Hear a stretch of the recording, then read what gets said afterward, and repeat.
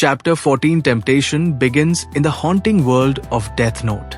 Darkness fills the frame as she stands alone under dim light, her presence calm yet dangerously composed. Her eyes remain lowered, focused on the simple act in front of her, but the silence around her feels heavy, as if something far greater is unfolding beneath the surface. There is no hesitation in her movements, only quiet confidence, a sense that she already knows the consequences, yet chooses to walk forward anyway. The air feels still, almost suffocating, as temptation takes shape not through words, but through her actions, through her resolve, through the path she is about to take. This is where choices begin to blur and consequences start to take form. Welcome back to the story. Let us step into Chapter 14 Temptation together. The room is quiet, heavy with focus as the task force gathers around the table. L sits curled into himself on the chair, eyes lowered yet intensely aware, while Soichiro, Yagami, and the other officers watch him closely. Watari stands silently in the background, observing. L speaks without lifting his gaze, his tone calm but precise. So, whenever you need to give your name to anyone, please use these fake IDs. The instruction settles over them. Tuta Matsuda gives a small nod, responding simply. Okay. L's posture doesn't change, but his eyes sharpen slightly as he continues, reinforcing the warning. But make sure you don't pull them out by mistake inside the NPA. At that, Kanzo Mogi and Shuichi Aizawa exchange tense looks. The seriousness of the situation becomes unmistakable, and one of them voices the concern that could cause problems. A brief silence follows. Then, with firm resolve, Soichiro Yagami answers. Understood. The room feels heavy with quiet anticipation as he calmly opens the case, his movements precise and deliberate. His voice breaks the silence. Oh, and he lifts one of the belts, placing it forward, as if presenting something far more significant than it appears. Please wear these belts at all times. The simple object carries an unsettling weight. The group leans in slightly, their curiosity turning into unease as Watari continues, his expression unchanged, almost mechanical. It will tell Ryusuke where you are. A transmitter is embedded inside the buckle. The words land heavily, eyes widen, and confusion spreads across their faces. One of them voices what they are all thinking. Belts? Watari, unfazed, holds the buckle closer, demonstrating it with steady hands. And he presses the buckle with firm intent, his finger applying pressure as he explains the hidden mechanism. If you push the buckle with force 2 times, before he can even finish, a sharp sound cuts through the air. He raises his phone slightly, letting the demonstration speak for itself. My cell phone will ring. Beep, beep, beep. The faint electronic sound echoes in the room, and in that moment, the true purpose of the belts becomes clear. Control, surveillance, and absolute certainty. Just the kind of measure Ryusuke would rely on. The atmosphere remains controlled, almost clinical, as Watari stands with his back to the group, his calm authority never wavering. I will then call you back right away.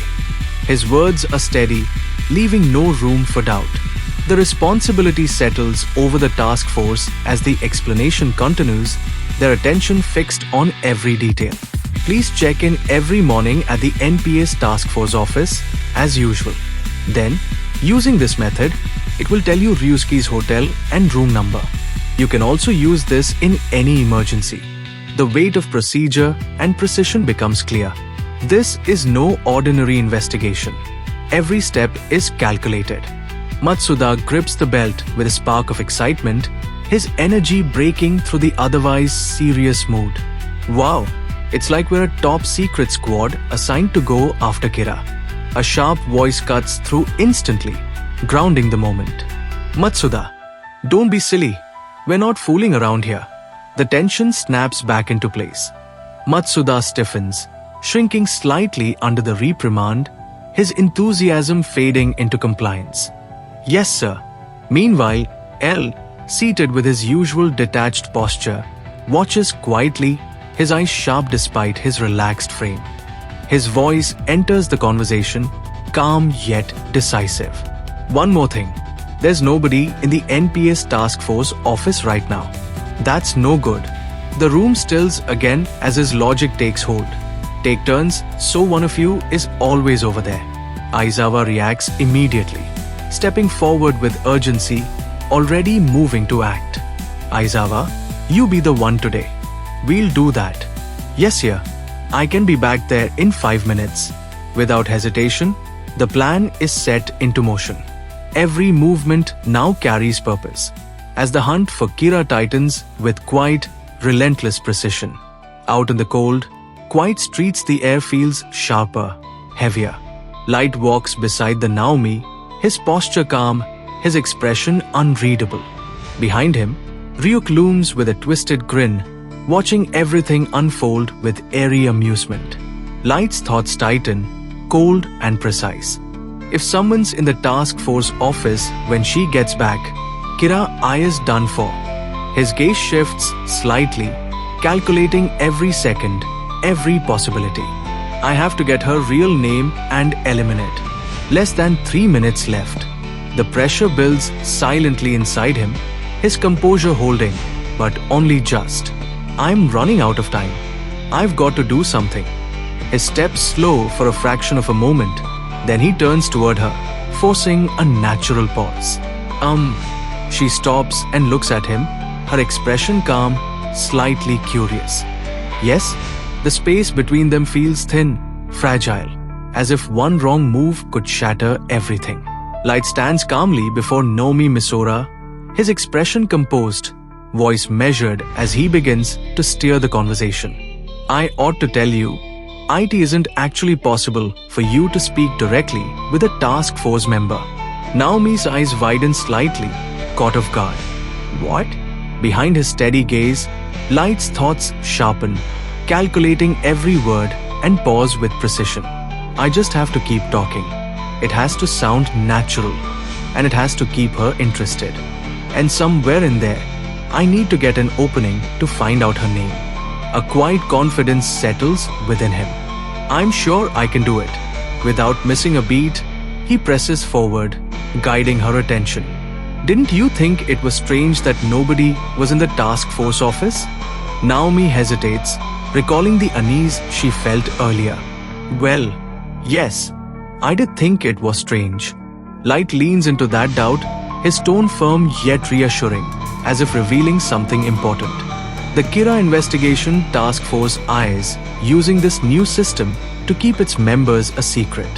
A flicker of realization crosses Naomi's face. Light continues, his words now carrying a subtle weight, invoking memory and fear. If detectives on this case go around meeting anybody WHO comes to the office, the tragedy that befell your fiancé could be repeated. The air tightens. Naomi's expression softens, her resistance giving way as the logic settles in. You're right. On the busy street, Light Yagami stands composed in front of Naomi Misora, his voice calm, calculated. That's why you were told that nobody was there. And that's what they'll always tell you, no matter how many times you go. Naomi remains silent, her sharp eyes studying him, sensing something beneath the surface. Behind Light, Ryuk leans in with a twisted grin, enjoying every second. Hyuk. That's good, Light. You smooth talker, you. Light's expression tightens for a fraction of a second, his thoughts cutting through the moment. I'm trying to figure out how to make her tell me her name. Ryuk, so do me a favor and shut the hell you be. A flicker of realization crosses his eyes. Naomi steps forward slightly, her voice steady but probing. Why do you know so much about this investigation? Light meets her gaze, calm on the outside, cornered within. Well, a quiet resolve forms as the pressure closes in. Okay, I suppose I have no choice. A quiet tension hangs in the air as Light Yagami stands firm, his voice calm, almost reassuring yet carrying an invisible weight. Behind him, Ryuk lingers with a twisted grin, silently observing the exchange. That's because I'm a member of the task force, myself. The statement lands sharply. Naomi Misora reacts instantly, her eyes widening with disbelief. What? You, a member of the task force? Yes. Light doesn't hesitate. His composure remains intact, as if everything is already under his control. This investigation is being led by L. Yes, that's what I thought. The air settles, but only slightly. As they move forward together, the conversation deepens, each word revealing more than it should. Well, the task force has lost a lot of members. Detectives have been quitting in fear of their lives, and L was concerned he didn't have enough people. Light's expression hardens, just a fraction focused, precise. It's true I'm still in high school, but I've helped the NPA solve 2 other cases in the past. There are quiet confidence in the way he speaks, every detail reinforcing his credibility. So L agreed to let me join the task force on a flexible basis. I go in whenever I have the time. Naomi walks beside him, listening carefully, her face composed, but her mind clearly working beneath the surface. The task force today is a small team of trusted, highly qualified people. A calm explanation. Yet beneath it all, something feels calculated. The tension lingers as Light listens closely, his sharp eyes fixed on Naomi Misora. Behind him, Ryuk stands in eerie silence, watching with quiet amusement. And all of us have been handpicked by L. A brief pause settles in.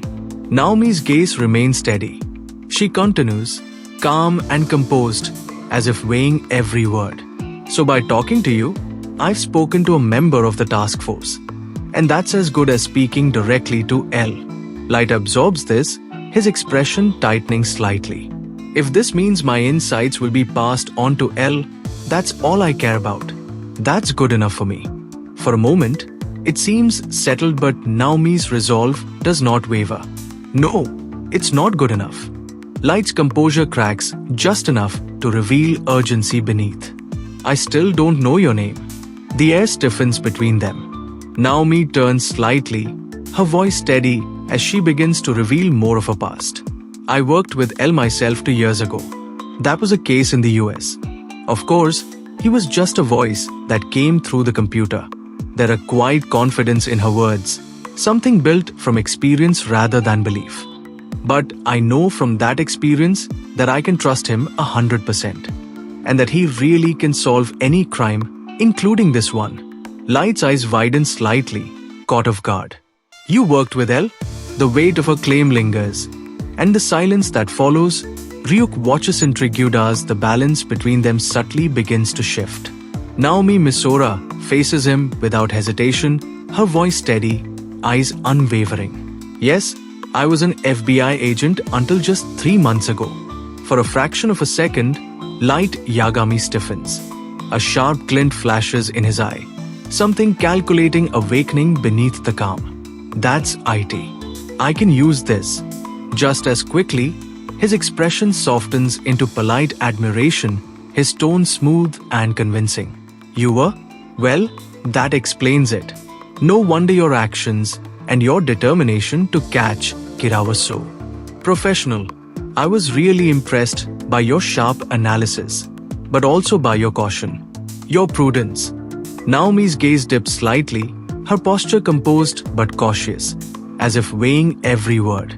With regard to this case, I decided it would be dangerous to trust the police, and even the task force. But a quiet certainty settles over her as she lifts her eyes again. L has my complete trust. The distant city stands silent behind them as she continues, resolute. I thought if I went to the task force office and had them verify my identity, they would let me speak to L directly. Light listens without interruption, his face calm and attentive. While beneath that stillness, his mind moves with precise intent. Cold air drifts between them as Light Yagami walks beside Naomi Misora, both silent for a moment. I see. Their footsteps echo faintly, the distance between them filled with unspoken tension. Light's eyes narrow slightly, curiosity mixing with caution.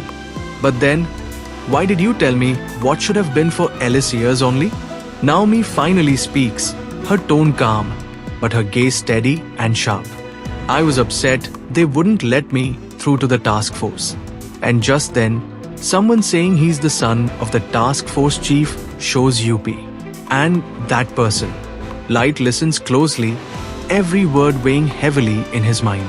A quiet realization flickers across his face as Naomi continues, her voice thoughtful. Reminded me of L. I feel that you and he are similar, somehow. The space between them grows still again. Light remains silent, his expression composed, but his thoughts tightening beneath the surface. Snow falls softly as Light Yagami lowers his gaze, his eyes sharpening with quiet resolve. The hesitation fades, replaced by something calculated, decisive. Would you like to join the investigation? The words land with precision. Naomi Misora freezes caught off guard, her eyes widening. What? Light turns slightly toward her, extending his hand, calm and inviting, as if offering trust. Why don't you join the task force?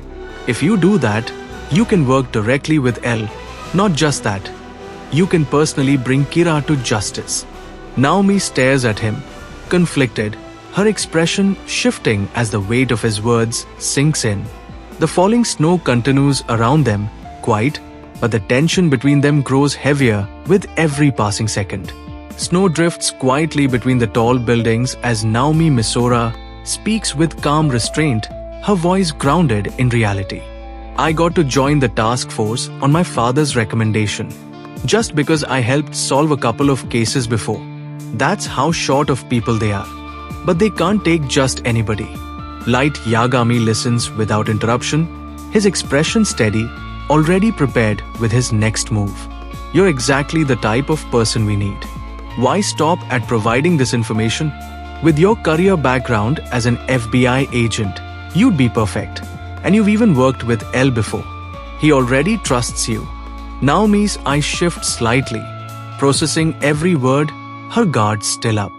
All you need to join is proof of your identity, the recommendation of a present task force member, and L's permission. Light leans forward just enough, closing the gap with confidence, his hand still extended. It's got to be some kind of fate that we met like this today. I'll give you the recommendation you need to join the task force. Behind him, Ryuk watches with a crooked grin, amused by the unfolding manipulation. Hyuk. That's brilliant. Light. Human females always fall for that word, fate. You could be a god of salesmanship, too. Naomi remains silent. Snow drifts quietly as Naomi Misora walks beside Light Yagami, her voice soft, slightly shaken. Oh, excuse me. I got kind of carried away. Not at all. Light answers calmly, guiding the conversation with quiet control. Even if you joined on a flexible basis like myself, I realize you must have other commitments. Plus, I gather you live in the United States. Naomi lowers her eyes, her composure slipping as the truth weighs on her. I was supposed to move there permanently this spring, after we got married. But now that my fiancé is dead, right now, I really don't know what I'm going to do. A silence follows, heavy and personal. Light watches carefully, every detail sinking in. Great. We're getting there. Retreat just a little more. But you're still a beautiful young woman. And this really is a very dangerous investigation. Something inside Naomi snaps into focus, grief turning into resolve. No, I have nothing left to lose anymore. I want to get Kira. It's the only thing that matters to me anymore. Her voice cuts through the cold air, firm and unshaken now, while Light stands still, composed, his plan moving exactly as intended. Snow falls in silence as Naomi Misora faces Light Yagami, her decision now firm, her eyes steady. Please let me join the investigation. For a moment, nothing moves, only their eyes speak. Naomi's filled with determination. Light's sharp and calculating. Light's gaze narrows slightly, a quiet shift behind his calm exterior. Then, a faint smile forms as he steps forward, voice smooth and welcoming. Gladly. If you could just show me some form of identification? Naomi hesitates, her posture tightening just a little. Oh, yes? A pause stretches between them. Something feels off. From a distance, the two stand facing each other in the falling snow, tension quietly building. Well, the name I gave you earlier wasn't my real name. I'm very sorry. Light's expression freezes for a fraction of a second. What? But it vanishes just as quickly, replaced by composure. That's okay. Behind his calm face, a single thought lingers in the silence, his plan slipping further away. The tension tightens as Light Yagami and Naomi Misora continue their quiet exchange. A calm, controlled voice breaks the silence. In fact, it's better than okay. I should have done the Samayoi were ahead of me there. If you weren't taking any chances and keeping your name a secret, I'd say that's even further proof of your eligibility. There's a pause, measured and deliberate. Then, almost clinically, is a Japanese driver's license good enough? A simple answer follows. Yes. The moment lingers as Naomi presents her identification. The card is steady in her hand, her face composed, unwavering. The name printed clearly, Naomi Misora. No hesitation, no visible doubt. Light's expression tightens slightly, a cold thought surfacing behind his calm exterior. God, this woman is stupid. I can't believe she fell for this. He looks down at the situation with quiet calculation, the realization settling in. If she hadn't insisted on the task force and just talked to the police, Kira would have been caught. Instead, now she's saved his life. A brief pause follows, almost like a silent exhale. That was a close call. Walking beside Naomi under the open sky, he keeps his tone casual, controlled. When were you in the FBI? She answers without hesitation, her voice steady and factual. From Sept. 2001 to October 2003. The air turns colder as silence replaces conversation. A pair of polished shoes steadily across the pavement, each step measured and unhurried. The rhythm is calm, almost indifferent, as if nothing unusual is happening.